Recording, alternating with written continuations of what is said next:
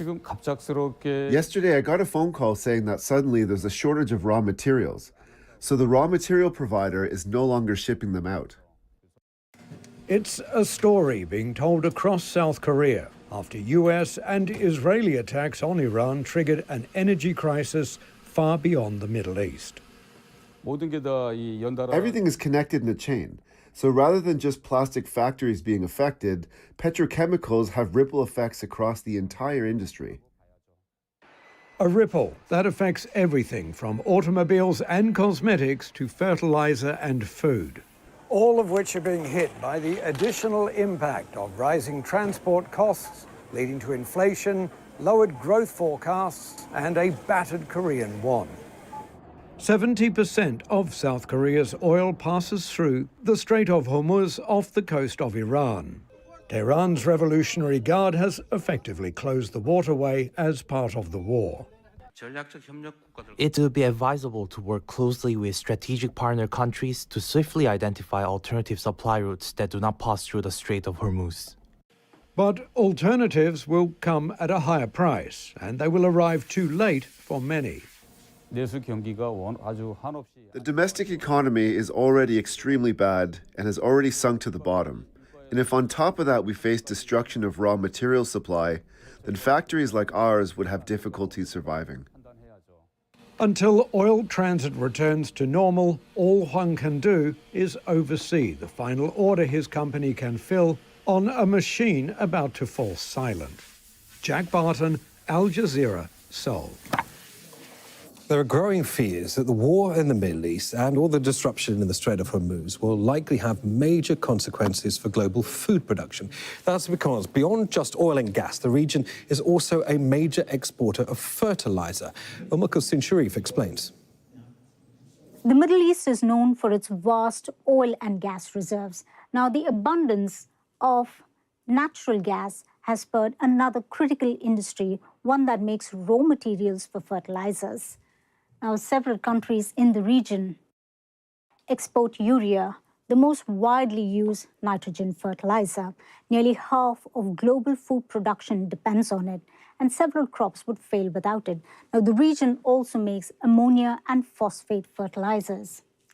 Now, Qatar is a leading urea exporter. Its state-owned company stopped the manufacture of ammonia and urea after it stopped production of liquefied natural gas.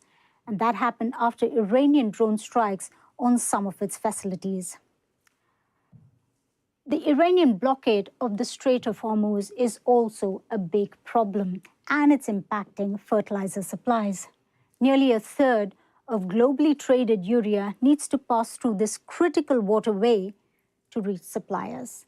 And it comes at a time when farmers across the world are sowing spring crops. So even a few weeks' delay has a critical impact. Now, India, the second largest fertilizer consumer, is impacted. It buys nearly 40% of its urea and phosphate-based fertilizers from the Middle East. The US, on the other hand, is a major fertilizer producer, and yet it needs to import volumes of ammonia and urea. And President Donald Trump's on and off tariff policy has not helped farmers here stock up. Africa, on the other hand, is already facing a severe food crisis with millions going hungry. Now, the war in the Middle East is likely to worsen this situation. Urea shot up nearly 20% right after the first strike on Iran.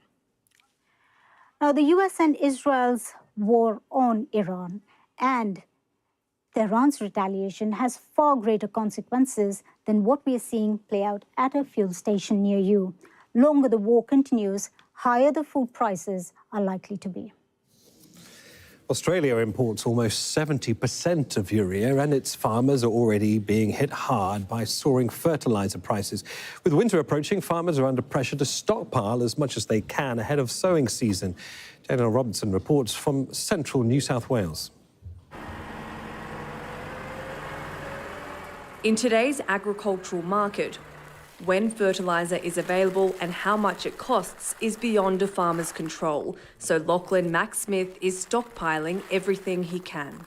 I've been here 73 years. I've never seen fuel price and fertiliser go up so quickly at such a critical time. We've got lambs to feed in the feedlot and we want to put our crops in. It really is a critical time this has gone on, and we have nowhere to go. The Middle East is a major supplier of urea, the main chemical widely used as a fertiliser, and Australia imports most of its supplies. Shipping delays in the Strait of Hormuz have led to price increases. Farmers here tell us it's already spiked by 20%, threatening grain production. It doesn't just affect the farmers in terms of input costs, but those input costs will be transferred to consumers in terms of their bread and meat. Higher fuel prices are compounding the situation, with each livestock feed delivery more expensive than the last. Farmers here are often described as the backbone of the Australian economy, and so the pressures felt here could ripple through the supply chain, with warnings the entire food industry could be at risk. Small grains carrying the weight of economic survival. Danielle Robertson, Al Jazeera, Central West New South Wales, Australia. Alicia Ellis is a professor of practice at Arizona State University. She says the timing of this conflict is what's making it especially bad for global farming.